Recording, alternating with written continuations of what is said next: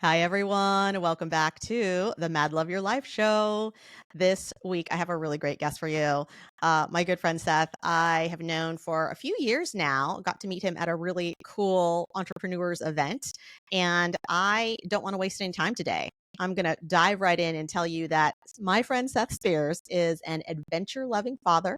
He's an entrepreneur, he's a business connector, a brand builder, a product designer, a podcaster, a business strategist.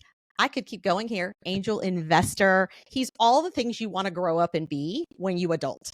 And so I think that like such a great example. Also a world traveler, loves live music, is into health optimization. You know, we talk a lot about that here on the show.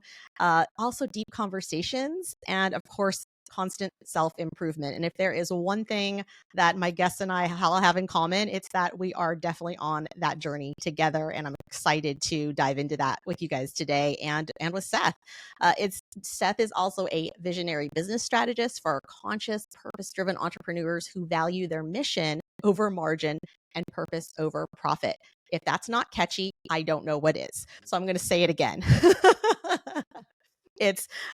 He is a business strategist for conscious, purpose-driven entrepreneurs who value mission over margin and purpose over profit. That line, Seth, makes my heart sing. I also love that you are a trusted advisor and investor. Those things very important as we adult. And also, you're behind some of the most like successful health and wellness companies in the world. One of my favorites is Wellness, and I know you're the chief visionary officer. Also founder of Rewild Gear, which is a mission-driven outdoor equipment company that he started with three brothers, and the vision of encouraging men to spend more time in the wilderness through the design and creation of top-quality knives, fire starters, and cookware, while promoting conservation, sustainable product use, and ethical business practices. We are for sure diving into that because who doesn't want to have the great outdoors at your fingertips while also not leaving a bunch of crap behind while you're trying to enjoy the great outdoors? And, outside of that, Seth is a devoted father. He's an avid outdoorsman, hunter, skier, lover of water activities, lover of live music, Cincinnati Reds baseball fan. I don't know how I feel about saying that out loud, but we're gonna go with it. Cincinnati Bengals football again. Ooh, ouch. Okay, and Kentucky basketball.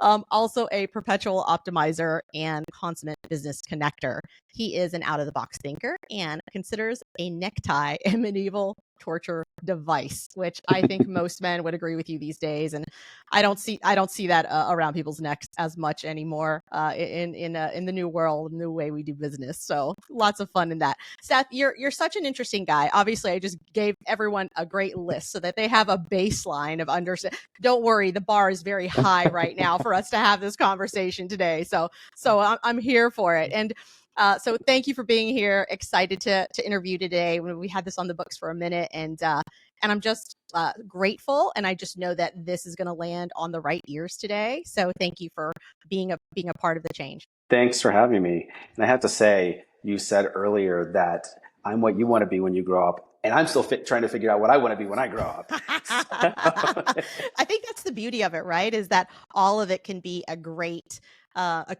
playground for curiosity. And I use the term like what we all want to be when we grow up, because so oftentimes I think that that's part of like the conditioning is like, how do we grow up? And it's like, do we grow up, or do we just learn to play bigger and just play differently, right? As we get older and as our playground expands into what it can be. As kids, I think we all have this idea that our parents have it all figured out. And the adults, we got to listen to them, because when we grow up, then this is how you do it.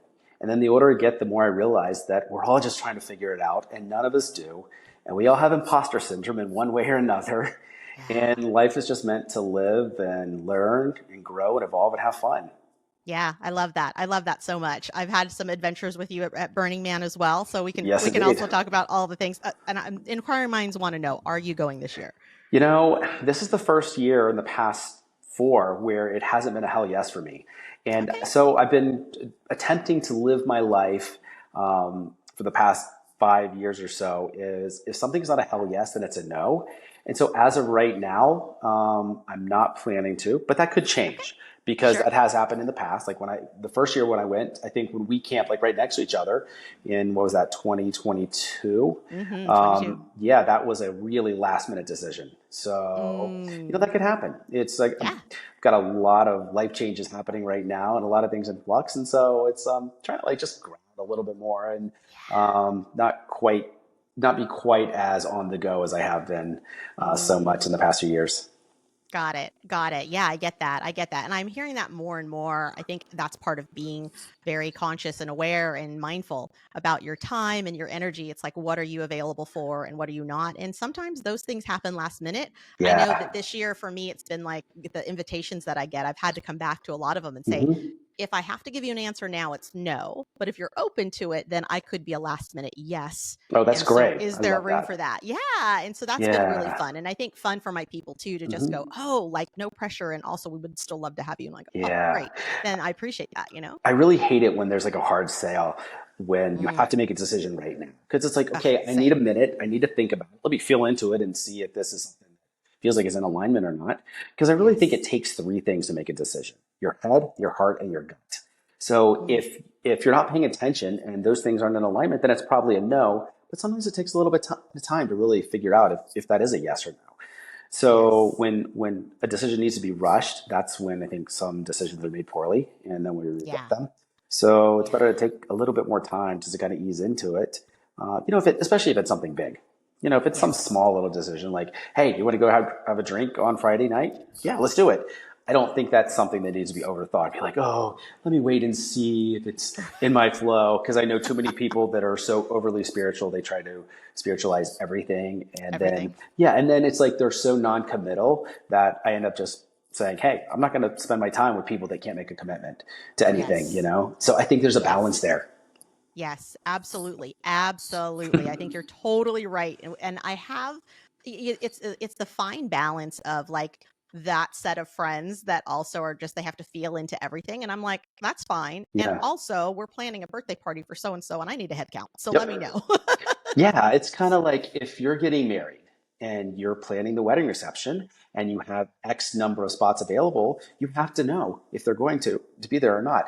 And a lot Right. of these people that are just so overly spiritual and they're just kind of bypassing decision making, Yeah. that doesn't work. And so they're going to miss out on a lot of life by doing that.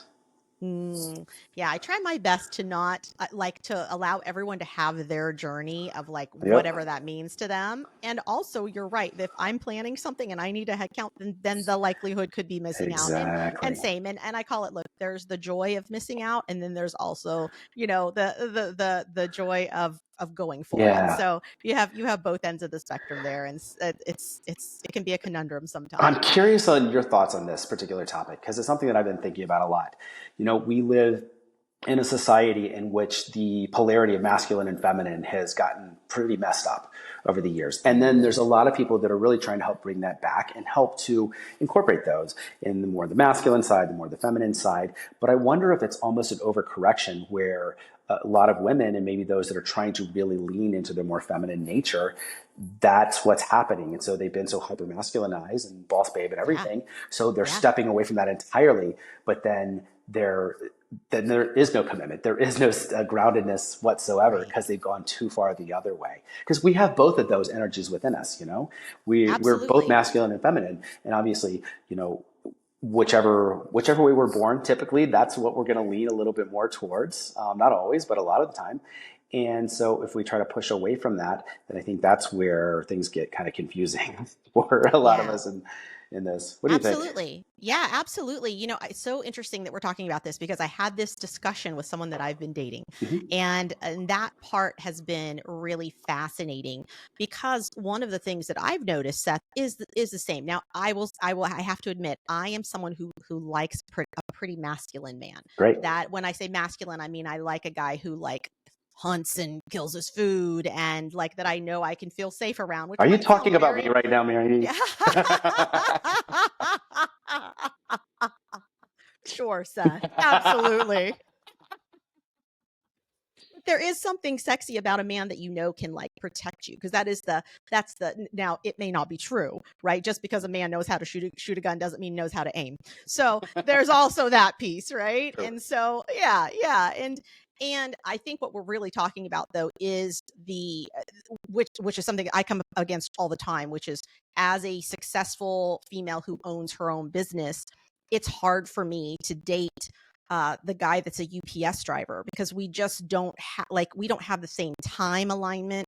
We don't have the same financial alignment. And it's not that I can't date someone who makes less money. What I've found is that this shows up in my relationships as an imbalance that most of the time is just one that is not resolvable. And I was in a marriage for a long time where this became our dynamic, where he was the big earner when we were dating.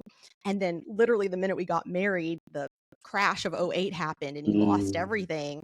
And then those tides turned, but so did our sex life. So did so many dynamics in the relationship. And it didn't matter how much I was like, here, take the money, here, figure out what we do with it. Like, be the man of the household and do all these things. Like, there's still some level of like energetic emasculation that happens. Totally. Even if I'm not showing up and saying, well, I'm the one working and doing all the things. Like, I never said that. And yet there was this kind of energy in the air. And so it's like, wow, how do we like recapture some of this? And also, how do I not have to go through life going, oh, poor me, and somebody come help me and rescue me? Like, I don't need that either. Yeah. But like, also, can I take a back seat where it's necessary and feels good for me? Like, I don't want to make this. I'm at work making decisions all day long. I don't want to have to do it. Please plan the date. Like, please show me how you're going to show up for me. This is such a fascinating conversation, one that I've been wrestling with internally a lot. Because when you grow up in a society of strong women, and like I grew up in a loud, obnoxious Catholic Italian family with a very strong mother who was very controlling in a lot of ways. It's my way or the highway. And so when you're raised by women like that, you're taught to act in a certain way. And it isn't necessarily, there is an emasculation that does happen. And so then when you start dating or you're married, you start acquiescing to the feminine. What do they want? Because you want to please that person. You want to make them happy. And so even though the woman says that's what she wants, often what she says, but what she really wants is different. And often there's an amount of dysregulation that's going on. They don't even know that that's truly what would make them feel safe and secure and happy, because the words coming out of their mouth are what has been taught to them, what's been ingrained by society, by culture, by family. And so this is a really tough issue right now. And I've noticed that even with myself in dating. Like, I was married for 16 years, and so kind of got into that, and the relationship kind of devolved around COVID. And a lot of that polarity got messed up within the relationship because we worked together and stuff. But as I've gotten back into dating over the past few years, I've found that often I'll be planning something, like planning a date or let's do this or that. But then I'm also waiting to hear feedback from her to find out, okay, does she like this or does she not? Because there's been times where it's been pushed back on my face. Oh, I don't like that. I don't want. And there's and then that feels like a reflection on me of like, I'm not enough or I'm doing something wrong. And so it's this balance of trying to be the leader, be the planner, and take that role, but then also being able to adapt and listen and make changes as needed, and not feel like you're being emasculated or inferior, or there's something wrong. And there's a fine line there, and I'm not sure where that is. Yes. No, you're totally right. And so I love this. I love this so much, because I will tell you, when me personally, when I'm in the same situation, but on the receiving end of the gentleman trying to make the date, but also wanting to figure out, like, he doesn't know me well enough to know all of my ins and outs, like, am I vegan, or do I eat meat? Can he take me out for a steak, or is he going to totally offend me? Like, which is it going to be? Yes. And so this is the gold that I have found with the men that I think do it right. And what it is they say to me, would you like A, B, or C as do you want casual? Are you feeling fancy? Or are you feeling like hole in the wall? Are you feeling seafood, Asian, Italian, something else? Do you have any food allergies or preferences that I should know about? And then maybe distance or time. And then, of course, the date would be the other piece. So I love that I can give him a little bit of feedback, and then he comes back to me and says, great, we're going to do something like easy and casual, but it's going to be steak and we're going to go watch some live music afterwards or something like that. And I go, oh, that sounds fantastic. Nice. So that's when I go, oh, thank you, because I got to give some input, Yeah. right, on the big things. And also he just double checked, does that feel good for you? And he gave me multiple choice. And to your comment earlier around, sometimes it feels like women, we don't know what we want. I would say that in general, and I'm generalizing here, women, we go through lots of hormonal changes just by the way that we're made, right? 100%. It's just how it goes, because we are a portal for humans to bring life into this world. So we've got a lot going on in our bodies. Indeed. And you're right. We have this noise and input from the world that's telling us what it thinks we want, or what we want, or what maybe we could want, maybe what we don't want. And that could change from day to day. And as a woman, I would say I reserve the right to change my mind at any time. and for you gentlemen, you're like, oh my gosh, will she just like be the same, right? And I think part of the gift here, Seth, is for the man, or the partner, to be a container big enough to hold all of that, and Totally. to ask the right questions, or know how to lean in to figure out if we're really saying what we're saying, or are we saying it because we saw it on Instagram, right? And so, because it's so true. If you look at like all the dating advice on Instagram, oh my gosh, find what you want, because there's one guy telling you to club her over the head and throw her over your shoulder and she'll love that. And there's another guy that's like, no, it's consent with everything. Can I hold your hand? Can I kiss you? Can I take you out? Can I open the door for you? Like, it becomes this whole thing where you're right. It becomes kind of over the top. So where is it? And I think that is part of the challenge of dating in these days. Like, we have to figure out, like, okay, you're coming to the table. Like, are you coming to me in full vulnerability and honesty, or is there this little bit of a dance we play? And totally. Are we playing have you seen the show Love on the Spectrum? I've heard about it, but I haven't seen it. Okay. I really, for everyone listening, if you have not seen Love on the Spectrum, please go watch one season. Invest a few hours. They're pretty short, but it's so fascinating to me, because after watching, I think it's 3, maybe 4 seasons now. I think it's 3 seasons. After watching each season, I am like, these folks show up in this vulnerable, childlike manner that is so authentic that it can't. I think it's the most authentic show on television today, because you can't script these folks that have autism.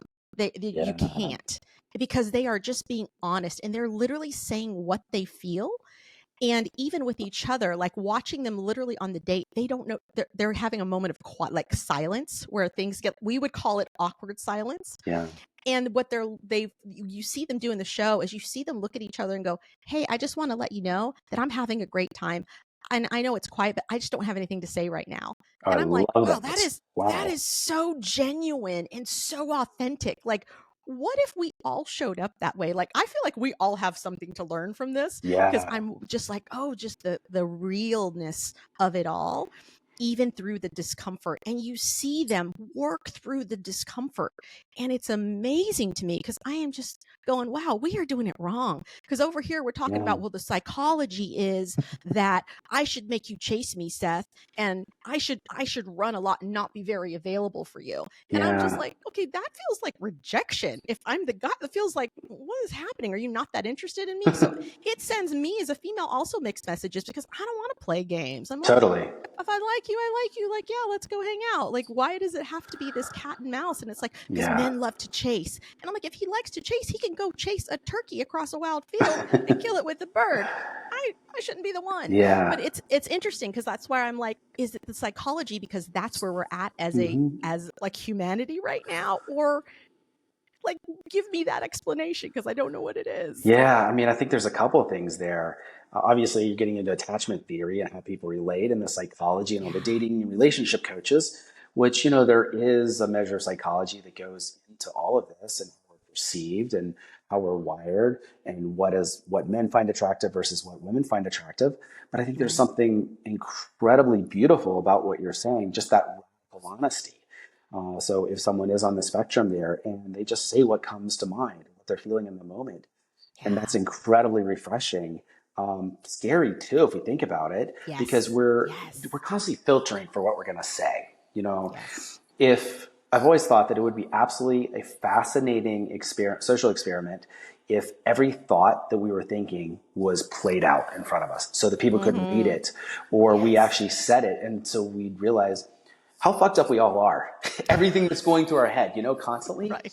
because it's all Right. those things that we're thinking, but we're never vocalizing. And what are those stories that Yes. we're telling ourselves, or the explanation we person sitting across from us. Yeah. And we're wondering what's going through their mind. Are they thinking about what am I thinking, about what they're thinking? And just this back and forth. And so adulting is hard. Yeah. It can be. It certainly can be. One of the things that came up for me in this last season of dating is I went out with a guy who was so authentic in his profile, and Mhm. almost so authentic that it had the ability to repel you a little bit, Good. because his comment, yes, which I love, and I try Yeah. to do it in mine as well. But one of the things he admitted to is he said, "Hey, I'm just letting you know I am in the middle of a high conflict divorce." Mm. And blah, blah, blah. And so I was like, "Ooh, everything else sounds so good." But he's also saying, and also, I have some messiness in my life right now. Yeah. And I was like, if he's willing to be honest about that on Hmm. the front page, then what else would he be really honest about? And I feel like that date taught me so much, because the whole time that we were having conversations about life and what's happened to us, and where we're at and what's going on for us right now, he was so authentic about how he felt and what's happened in his life. He wasn't trying to sell me the dream. Like, he wasn't busy telling me how great he was and how much he Yeah. had everything together. And like, there was something really refreshing about his authenticity that just spoke to me in this beautiful way of like, wow, he is just really showing up as himself, not trying to be anyone else. And also funny and full of stories, and also so smart, and like has been through life, and Yeah. it was so refreshing to me, because I was like, finally, somebody who is just real Yeah. and can show up and go, look, I don't perfectly have everything together. And like, what does that look like when someone can just still show up and we can still have fun and like get to know each other? And I'm like, oh, this is Sure. so nice. Like, this is a level of authenticity that I really love. And like, I want to be more of that. Like, I want to be Yeah. like, yeah, please don't think I'm so perfect, because that probably hinders a lot of people from also approaching me, because they're like, oh, and I'm like, please don't put me on a pedestal. Yeah. Like, let's not do that, because like, then we can start really having conversations and figure out what we all want, and Yeah. if it aligns. So I'm so curious, Seth, because like, I think, you again are just this like powerhouse of a human. So if you could roll back in time before you became the angel investor, before you became someone that's great at connecting people, before you even became a dad, and you were to rewind, because I know we have some folks here that are lifing right now, they're humaning, they're trying to figure it all out. What is something that you know now that you wish you had known before you ever got started? Wow, that is a great question. Something that I wish that I knew back then before I got started. Yeah. What would have given you maybe a little bit of an edge? What would have given you just a little bit, I don't know, some insight that like you're like, man, I wish my dad had taught me that thing. So over the past couple of years, I kind of created like a motto or set of rules for myself for life. And that's be kind, be curious, have fun, and don't waste. And so it's those four things that I just kind of thought about as my own life philosophy. And I think if I would have known those or thought about those early on, that would have made a big difference where I would have been more curious. I would have been kinder. Mm, I mm, wouldn't have led with my ego so much and think that I had oof, things figured yeah, out and just realize that we're all trying to figure it out. Nobody really does. And I think it's when you're young, when you're in your 20s, especially as a man, think that you have all the answers. You know exactly how it is and what to do. It's not the case. I mean, yeah, right. some things maybe, but not all of them. So I think it would just be to take a step back, slow down. Life is about living and not just trying to get to the end destination, and just be a little bit Mm, more curious about everyone that I meet Mm. and not prejudge. I love that. I love that. What are the some of the steps you think that helped you get awareness of like how much judgment you were carrying or how much ego you were carrying? And like what were those things that really Mm, like moved the needle for you to just go, because you clearly didn't know that those were some of the sure. drivers, right? But one day you went, "Oh, crap. Like I'm being driven by my ego right now. Wow, I have a lot of judgment because of I XYZ." mean, I think really going through divorce and I was Mm, heartbroken and just going through the hardest thing ever and losing the entire thing that I had built because I mm. thought I had it all, you know? I Yeah. had the marriage, the business, the family, the kids, the friendships, all of that. And then when your entire life gets thrown upside down, it's like, oh, wait, I did everything right. And yet still this all happened to me, Yes. for me. For me. And Yeah. so then it's an opportunity to look back and say, okay, what did I think was accurate and where was I wrong? Mm, So obviously, I thought I had it figured out. If you do this, this, and this and take these steps, then life is good. And yet that didn't happen.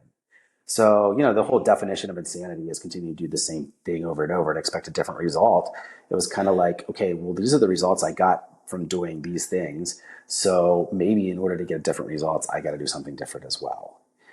And yeah, I think it just made me take a look back and evaluate everything and question everything. And I've always been someone who just doesn't fit the status quo. I don't like Mm, politically, like relationally, and in so many different aspects where I just think different. I think outside the box and I question lots of things. And that's ever since I was a kid. I've always been a voracious mm, reader. I've always loved to learn. And so when you do all those things you think are right or good or the way you're supposed to do it, and then it doesn't pan out the way you expected, that causes you to question things even more so and yes. kind of come up with your own philosophy around things. And then when you see others that are kind of going down a similar path of like, oh, well, it failed because of this, or your business didn't work out because of this, it's like, sometimes that's the case, but not always. The devil's always in the details, and there's always Yeah. lots of little things that have an effect on it. Absolutely. Absolutely. I think we saw that when the pandemic happened. I think businesses we never thought we'd see close or were like, wait, what? Yeah. And just how the world shifted in this really weird way. It's like I Yeah. blanked on those couple of years that COVID happened. I was like, what is happening right now? And also like what a beautiful way to say stay curious. Like I love your sort of life mantra. Like my rules are very the same. Mine are have fun and don't die yet. Those are my two rules.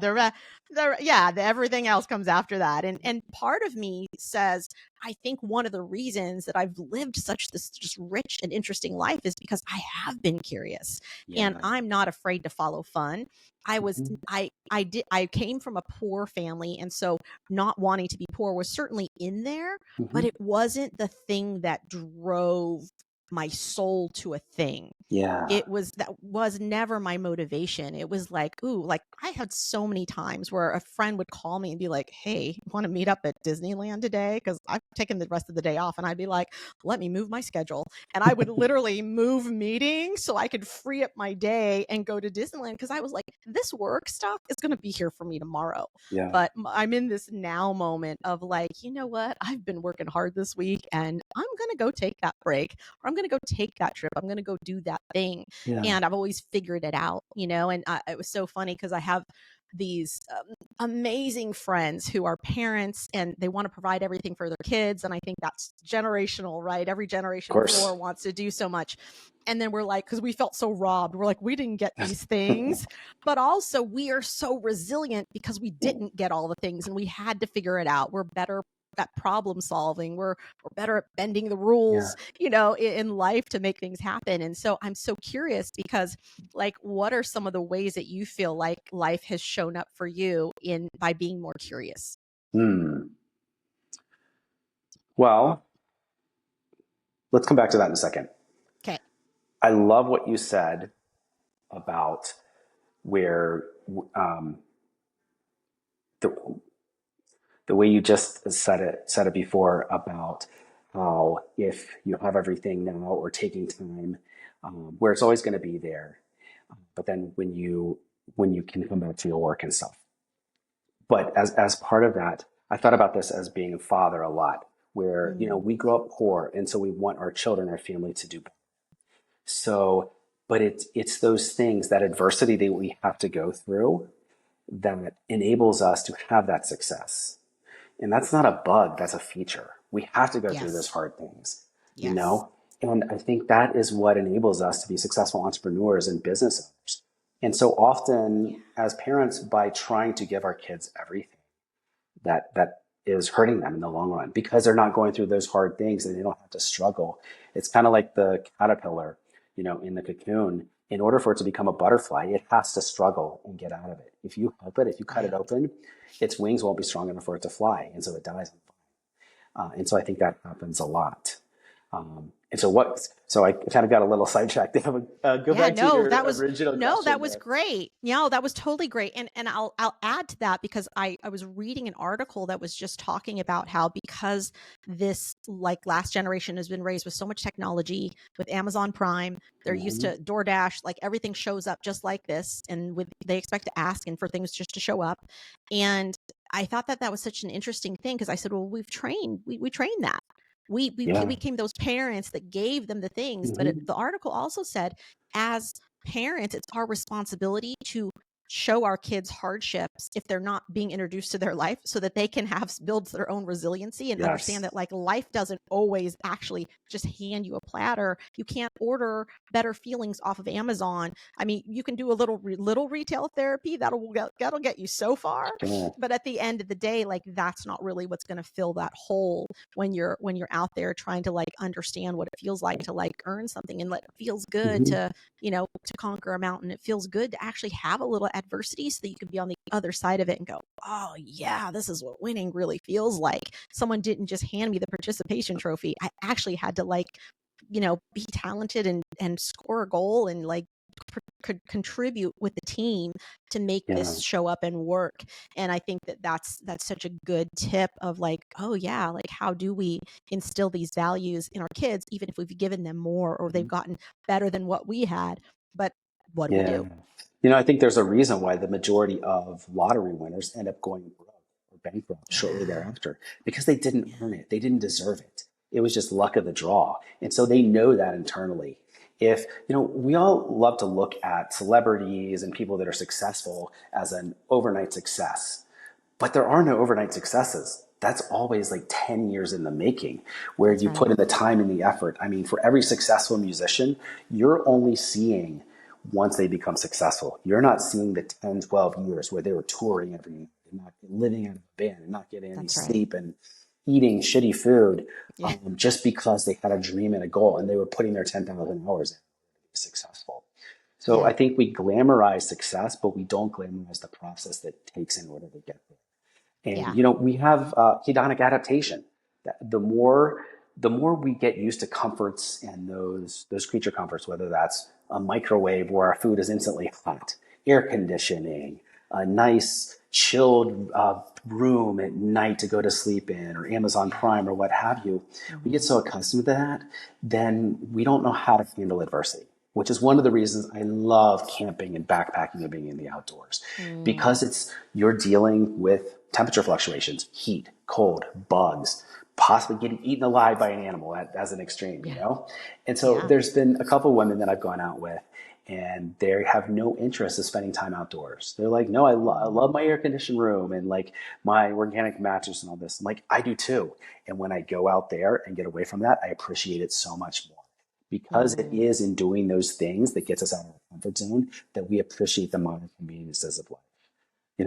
We are only one natural disaster away from complete, because people are Mm. just not resilient, and we're so used to those modern conveniences. And we've seen that when Right. there's been natural disasters, whether that's a hurricane or a flood or a fire, things like that happen where complete pandemonium ensues, because people, they're not Mm. used to just preparing and surviving when shit hits the fan. Right. And I guess kind of a small example of this was when we were at Burning Man, say 2 years ago, the mud burn. When it rained Yes. the whole time, we got stuck in the mud. And I'm hiking back to my camp. I couldn't take my bike because it was muddy and got stuck. So muddy. And Mhm. people were freaking out. And the whole time, like, I was built for this. Oh no, a little adversity. The weather is bad. oh yeah, I mean, I've got enough food, I've got enough water. And so it changed like the mindset of like, let's just go have fun or do whatever. It's like, okay, who needs what? How can I help? How can I serve? I've got this, I can do that. And so people were coming to me asking, hey, do you have a Band-Aid for this? Or do you have some rope to tie it down? I'm like, yes, I got you covered. And so it's just changing your mindset to be prepared for no matter what life comes at you. For so many people, that doesn't even cross their mind. That's right. That's right. I remember my first burn, one of the friends that came with me, it was his first as well. And he was so hot that he was like, literally like he was not having it. It was just too much heat for him that he actually like was hitting on one of the girls that had brought air conditioning for her tent. Like she's like a seasoned burner. She had the whole AC setup with like, solar and everything. Yeah. So next thing I know, he's sleeping over in her tent. And I thought, boy, that was smooth. And also like, wow, like really, like you can't figure it out without a little AC. And that was fascinating to watch. And I thought, wow, that's such a basic thing, right? Elements. Like how are we dealing with the elements? And I thought, man, I used to think this guy was such a manly man, but when I saw that, I was like, there's lost a lot of sexiness for me in that moment. Sure. I'm like, oh, okay, got it. I think adaptability is so important, just as a human skill. And that's something we've lost a lot of. Like in the instant gratification society and Instagram world that we live in, we're just seeing the high points and think that that's how life should be. But the core human condition, in my experience, is suffering. We all go through hard things. We all have times when we suffer and have to overcome adversity. So, that's just a feature of life. It's not a bug. It's something that everybody goes through. And so we're always trying to gloss over that or get past it and get through it and make it so it's not so. But, I think if we were all a little bit more stoic and just realize that's part of life and this too shall pass, then you kind of level out the highs and the lows where they sort of meet in the middle, which I think is a much better way to live life. Yes, yes, and yes. And so back to the question, which was, how do you stay curious, Seth? I stay curious by just everywhere I go, everything I do, I have a sense of wonderment of so I see like a product, like how did they come up with the idea for that? What type of packaging are they using? Um, is there a way, could this be improved upon? I don't know how to answer this question because it's so ingrained in me, just is like, because I'm just naturally curious, and that can drive some people crazy because I'll ask the question, I wonder how that was made. I wonder who did this. What was the thought process that someone went through? Where are they at emotionally when they were creating this piece of art? And so I just have an innate curiosity that is built into the very fabric of my DNA. So I'm not sure how to answer it, how to stay curious, because I've never not been. Oh, I love that. So is it safe to say that your Colby score is really high on the fact finder number? Yeah, Yeah. it's pretty up there. Okay. It's been a minute since I've taken Colby. Yeah, I'm relatively balanced on them. Okay. But yeah, there is a lot of fact finding, but also, I mean, relative quick start too. But I think a Got little it. bit higher on fact finding than quick start. Okay. Because it's more like if I got an idea and I have a basic bit of information, I'll start diving in and starting on it. Yeah. Then just to kind of flesh out an idea, just to see if it has legs or not. Yeah, no, you're a great mirror for me because I am the same. I'm definitely like I'm super curious, and I've just sort of always been that way. I love to, like, if you see me at the store, I touch everything because I love like textures and I love just feeling things. Oh yeah, when people are like, "Oh my God, I can't eat that because it's so slimy," I'm like, "What? I want to taste all the things. I want to I'm going for all of it." Yeah, and I love it all. So I think that's. I'm guessing that you're essential in the erotic blueprints. I am. That was good. That was Me a good too. call. I told you, you're a good mirror for me, Seth. Fantastic. Yes, the good old erotic blueprint. Yes, yes. For those of you that don't know, that is our friends at Miss Jaya. Jaya. Yes, Miss Jaya. They have a little test you can take, and it's your sexual blueprint. And there's all kinds of fun discoveries you can do to figure out what your sexual blueprint is. And they're really fun to read, and really fun if you have a partner or even amongst your friends to just read them to each other, and you guys can dive in. It makes for a fun conversation. That is for sure. Oh yeah. So Seth, talk to me about the outdoor company. Talk to me about Mhm. you and your brothers getting together. Like, what was that? Were you Oh guys yeah, literally like having beers around a fire one day and you were like, hey, I wish people made better stuff. Like what triggered that? pretty much. That's really close to how it happened. I want to say is around 2008, 2009. Me and my brothers were sitting around a campfire drinking bourbon, compared notes. And just like, and we've always loved knives, loved guns, loved just weapons and just outdoor gear and things in general. Just kind of the whole be prepared mentality, the Boy Scout motto.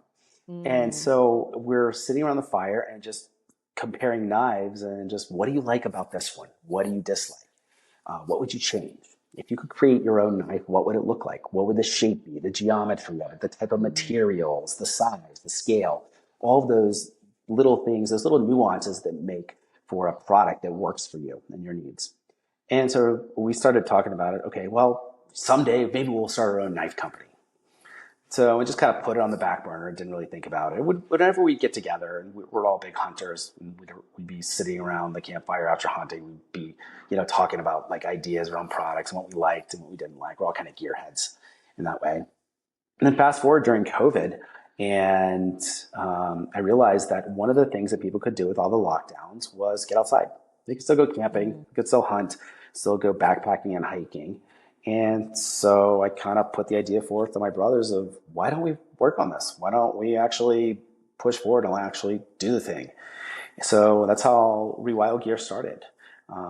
We realized Cool. that, and our gas before knife was the first product that we came up with, and it took us months and months to get the design right, and working with a knife designer to based on our specifications and getting the materials and everything right. And yeah, that was our first product. And then we decided to focus on knives and fire starters and backpacking grills and camping utensils, and all very minimalistic yet high quality gear to get people back into the great outdoors, and specifically men. Our mission is to encourage men to get back out into nature and rediscover who they are, to rediscover that internal fire, that masculinity, Mm. so when you go out there, we've lost touch with nature. We've lost touch with Mm. the natural world. We're just so busy in the default world with technology and work and busyness and everything else, Yeah. that I think we've lost some of that internal fire. But when we go back into nature for extended periods of time and reconnect with family and friends, when we come back into the default world, we're better humans. We're better fathers, husbands, business owners, Yeah. employers, entrepreneurs, just better all around humans, because we've gotten back into touch with who we are at our very core, because we are nature. Yeah, absolutely. It's so interesting just thinking about that because earlier on a call today with some of my business partners, we were talking about how we're doing some business with like Europeans, Mm-hmm. and we were making the comment that particularly this Norwegian team was super like they were just so chill in how Mm. they go about work, and it's just sort of their culture to be very chill. And I thought brings me back to like I think the first few times I went to Mexico and I was like, nothing is on time. And Jamaica was the same way. I was like, nothing is ever on time. And after a while, you're like, oh, that's where island time comes from. And Yeah. I thought, the only people that complain about this are Americans. And Because Germans. we're so yeah right. I'm all because we're so busy overworking, over optimizing, and like go that Yeah. when we go to a place that is just like living at probably an even speed of life, we're so Mm-hmm. used to going so fast that it just feels slow to us, and we almost don't know what to do with that. And I think that there's something like beautiful about that slowing down. And I think anytime you can really like unpack from the tech and go out into nature and reground like that, it just feels good. One of my Yeah. morning rituals is to just go in the sunshine, in the grass in the Nice. morning. I mean, it's just, I love it. It's how I love to start my day. If my nervous system needs a reset, that's where I head to. The grass and some flowers does it for me every time. Nice. And I find it to be such a simple, easy reset. And also I'm like, there are people right now who are living in an apartment in the middle of the city with no green space around them. Yeah. And like that is foreign to them unless they have a house full of plants. So I'm remembering that part too. So how even more important for us to all be able to go out and just like reconnect with nature, reconnect with the earth, and just be in that place where we're not feeling like we're constantly in hustle and Yeah. constantly on, like where can we unplug and recharge and nature is such a beautiful way to do that. So good on you and Totally your agree. brothers for starting your company. That's Thank amazing. you. Now, I have to give you a plug because the wellness company, I have your deodorant. Mhm. You guys shipped it to me after seeing you at a trade show years ago, and it's so funny because Yeah. I've tried to make that thing last, and then I ended up buying another one that came through, and it's literally the best deodorant. I think it was the best natural deodorant I think I've ever used. Amazing. It's my favorite. I get gifted so many of those, and I can't tell you how many times I'm like throwing this away, but that's like my one that I savor, and I'm like, this is so good. Oh, I'm so glad. So yeah, so we started Wellness almost 6 years ago now. And so we're a B Corp certified brand of all natural oral hair and skincare products, and primarily oral care. So the whole mission, I've been in the health and wellness space for many, many years, and that's been my primary gig over the past decade or so. And so all of our products, we use all natural ingredients that work better than the conventional alternatives. And our mission is really to help change people's lives by creating better for you products that work better than those toxic products that we're so used to. Because what you put on your body, you're putting in your body. And so we don't want the fluoride and the SLS and the glycerin and all of these things like in our mouth when we're brushing our teeth. And like the deodorant, we don't want aluminum and all these antiperspirant things that are just so unnatural and that are clogging your pores and are causing all kinds of autoimmune issues and other things. We want to create the highest quality products that we can that help the most people possible, and then make a nice living as well. Yeah, absolutely. Yeah. So check it out, y'all. Wellness. It's amazing. Like I said, hands down on the deodorant. I've had the toothpaste as well, but by far my favorite is the deodorant because every time I'm like, this one works. I didn't have to pay an arm and a leg, and this one works. So feels good. And I love clean products. Most of my listeners here know I'm a 7+ year breast cancer survivor. And so a lot of that, environmental, all the things are factors. And it's like, how can I slather the good stuff on my body when I need it? Exactly. So, yeah, it's all good. So Seth, tell our listeners today if they wanted to get in touch with you, if they want to know more about you, any of your offers, like how would they get in touch with you? Yeah, so my website, sethspears.com. I've got links to all my social media and projects that I've been involved with. Instagram is also a great way, and it's just Spears Marketing. I love that. Spears Marketing. All right, y'all. If you want to get in touch with our guest today, please check out the show notes. You can pop down in the comments section. You didn't have to memorize that. You can also hit rewind, and you're going to see all the ways to get the goods. And for today, that is our show. If you want more, you can go over to YouTube at the Mad Love Your Life show, as well as my host today, which is Bold Brave TV. We do love it when you like and subscribe. And also to get more information on the Mad Love that's available for you, you can go to maryd.com. Until next time, may abundance always walk beside you, may joy always go before you, and may love always guide you on your path.